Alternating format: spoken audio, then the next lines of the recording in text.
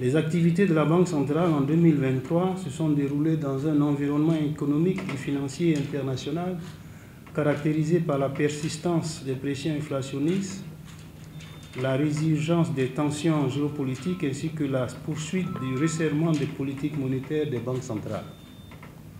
Nonobstant cet environnement difficile, l'évolution des agrégats économiques a été bien orientée durant cette année. En effet, le taux d'inflation au sein de notre zone est ressorti à 3,7% en 2023, contre 7,4% en 2022. Ce recul a été favorisé par l'atténuation des pressions inflationnistes sur les produits alimentaires et énergétiques et les efforts des États pour lutter contre la vie chère, ainsi que les effets des mesures de politique monétaire prises par la BCEAO. L'activité économique est restée dynamique au quatrième trimestre 2023 avec une progression de 5,7% du PIB en rythme annuel, niveau identique à celui enregistré le trimestre précédent. Dans ce contexte, l'Institut d'émission a poursuivi ses activités opérationnelles dans les différents domaines afin de remplir ses missions.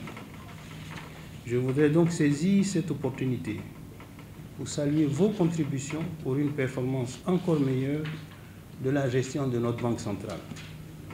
Messieurs les administrateurs, les principaux points à l'ordre du jour de la présente session portent sur l'arrêté des comptes de la BCEAO pour l'exercice 2023, à travers notamment l'analyse du rapport financier et du rapport d'exécution du budget, de même que l'examen du relevé des conclusions de la réunion du comité d'audit de la BCEAO tenue le 25 mars 2024.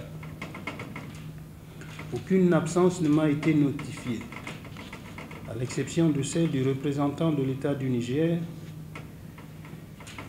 dont nous attendons la désignation. Sur cette base, je constate que le quorum prévu à l'article 5 du règlement intérieur du Conseil d'administration de la BCEAO, à savoir que 2/3 des membres au moins, soit 6 membres sur les 9 que compte notre Conseil, soient présents, et donc que ce quorum est atteint. En conséquence, notre Conseil peut valablement délibérer. Messieurs les administrateurs, avant de clore mon propos, je voudrais exprimer en votre nom et au mien propre les remerciements de la BCEAO à son Excellence M. Macky Sall, président de la République du Sénégal, dont le mandat s'achève le 2 avril 2024.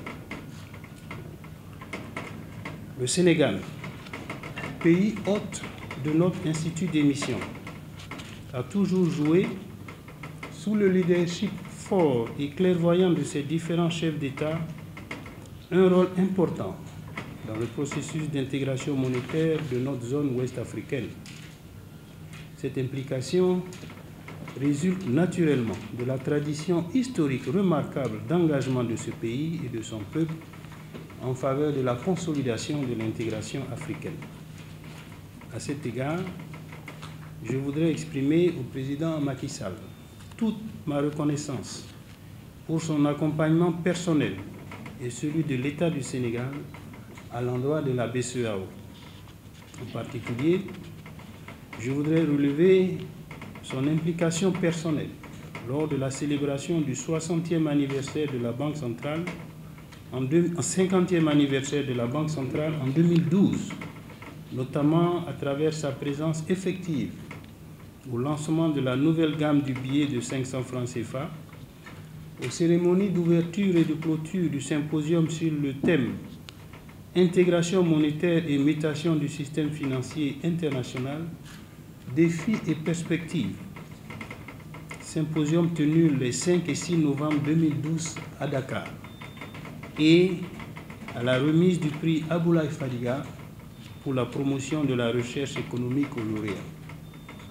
Par ailleurs, il me plaît de signaler l'appui déterminant de son gouvernement à l'occasion de la célébration du 60e anniversaire de la Banque centrale le 24 novembre 2022 et de l'organisation de la conférence internationale sur le rôle des banques centrales face aux défis climatiques le 6 février 2024. Qu'il me soit permis également de magnifier sa participation effective à l'inauguration de l'agence auxiliaire de la BCEAO à Saint-Louis le 19 janvier 2024. Je voudrais saluer l'ensemble de son œuvre qui a permis de consolider les acquis du Sénégal en matière de développement économique et social et de stabilité politique. Je voudrais en outre féliciter les autorités et le peuple sénégalais pour la bonne tenue des élections présidentielles du 24 mars 2024. Enfin, dans l'attente de l'exprimer par d'autres canaux, je voudrais saisir la présente occasion pour adresser en mon nom propre et au celui de notre Banque centrale nos chaleureuses félicitations au président Bassirou Diomaye Faye à la suite de son élection à la tête du Sénégal. Je formule à son endroit des vœux de réussite dans l'accomplissement de ces nouvelles charges au service du peuple sénégalais. Au terme de mon propos, je souhaite plein succès à nos travaux et je vous remercie de votre aimable attention.